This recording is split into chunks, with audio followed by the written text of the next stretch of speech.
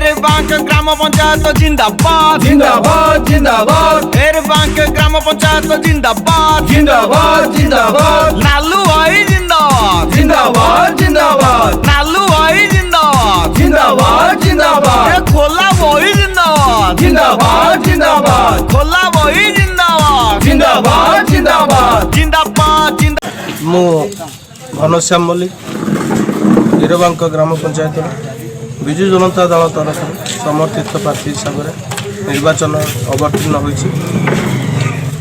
मुख्यतः रहिब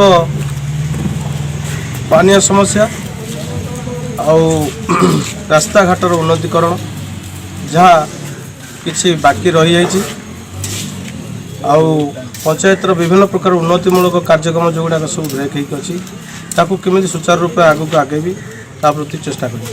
अक्षय कुमार पड़ियारी एरबांग बासिंदा आम जो प्रार्थी को चयन करूँ ये एरबांग पंचायतर जड़े जहाँ कहते आमर पुराणा बीजेडी दीर्घ 20 वर्ष है से कि बीजेडी दल रे संघर्ष कर आसूँ आम जो प्रार्थी की चयन करूँ घनश्याम मल्लिक सी निश्चिंत भाव में आमर पूर्ण विश्वास अच्छी सी आम पंचायतर प्रत्येक उन्नतिमूलक कार्य लिप्त रहिबे और प्रत्येक उन्नतिमूलक कार्य को समापन करने आम प्रार्थी चयन करूँ। जेते भोटर भाई माने अच्छा समस्त आशा पूर्ण कर पूर्ण विश्वास अच्छी तेणुक आम प्रार्थी चयन करूँ।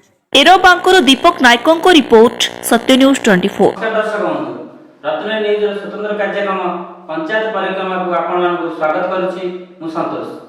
आज यही कार्यक्रम आम सहित अच्छा एरबांग पंचायत सरपंच प्रार्थी घनश्याम मल्लिक। श्रीजुत मल्लिक आपण को कार्यक्रम को स्वागत। जय जगन्नाथ नमस्कार मु श्री घनश्याम मल्लिक एरबांक ग्राम पंचायत विजु जनता दल तरफ सरपंच प्रार्थी भाव अवतीर्ण हुई। श्रीजुत मल्लिक पंचायत निर्वाचन आपण प्रार्थी होइछन कोन आशा रखछन? निश्चित रूपे कारण पंचायतवासी भोटर भाई भाई मैंने जो भाई भाव मो पर अकुंठ समर्थन अच्छी तेणु मु विश्वास करुच्ची निश्चित रूपे 500 ରୁ 700 भोट विजयी हुई आसी। श्रीजुत मल्लिक राजनीति को आसिया पई आपण काहे मन बळे?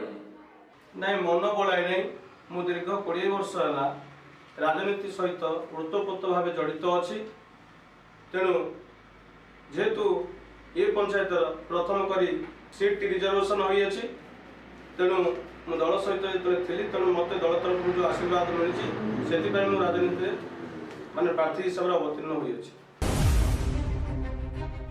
आपण घर घर बुलुचंती लोक सहित मिशुचंती आ समस्या तो बुझुचंती क्यों समस्या को प्रथम जितला प्राधान्य देवे? पंचायत तो बहु कार्यक्रम रही अधूरा विशेषकर जनसाधारण पाखे एपर्यंत पानीय जल सुविधा पहुँची पारने रास्ता घाट बहु जगह जराजीर्ण अवस्था रही अच्छी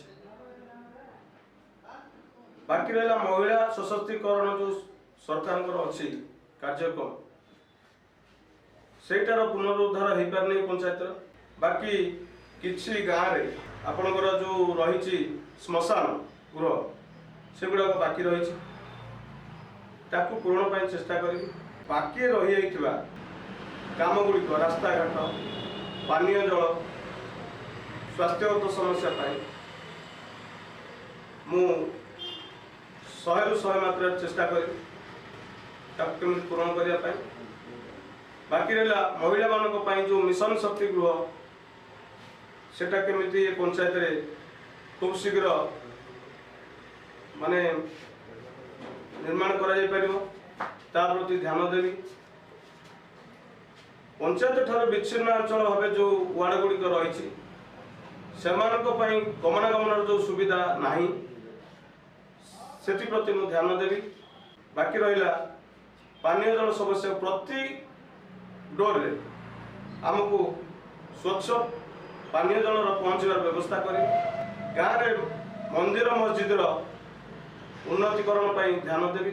ग्राम जो रही आमर माँ वृद्ध वृद्धा से वार्धक्य भत्तार जो अभाव देखा दूची କିଛି ଲୋକଙ୍କର ଅଭିଯୋଗ ଆସୁଛି। ମୁଁ ଦେଖିବାକୁ ଚାହୁଁଛି ପଞ୍ଚାୟତରେ ବୁଲିଲା ଭିତରେ କି କିଛି ଲୋକଙ୍କର ବାର୍ଦ୍ଧକ୍ୟ ଭତ୍ତା ବି ପାଇନାହାନ୍ତି, ଯେଉଁମାନେ 70-75 ବର୍ଷ ହେଇଯାଇଛନ୍ତି ମଉସା ମାଉସୀମାନେ, ସେମାନେ ବଞ୍ଚିତ ହୋଇଛନ୍ତି ଭତ୍ତାରୁ। ସେମାନଙ୍କର କେମିତି ତାଙ୍କ ପାଖରେ ପହଞ୍ଚି ପାରିବ ଶୀଘ୍ର ତାର ସୁବନ୍ଦୋବସ୍ତ କରିବି।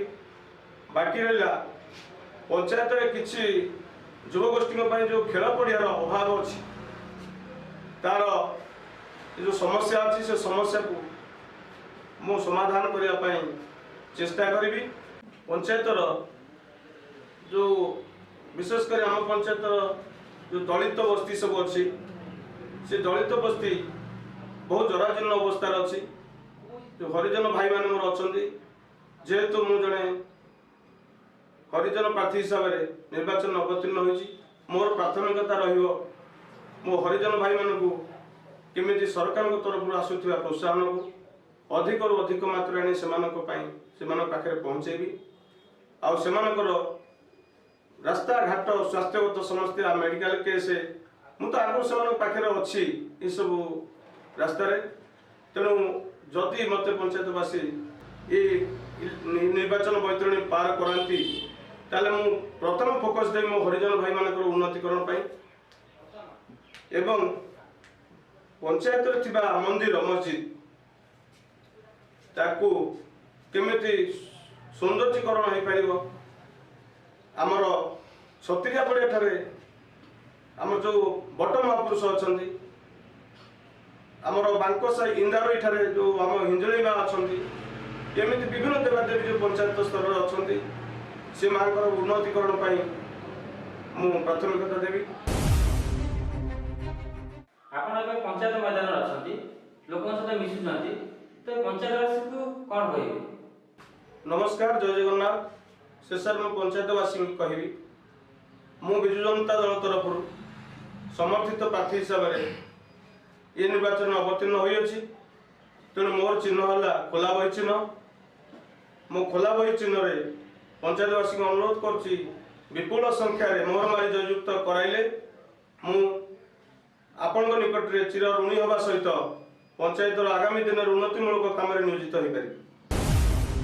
नमस्कार, जय जगन्नाथ। मु घनश्याम मल्लिक विजु जनता दल सरपंच प्रार्थी भाव एरबांक ग्राम पंचायत मु लड़ू अच्छे।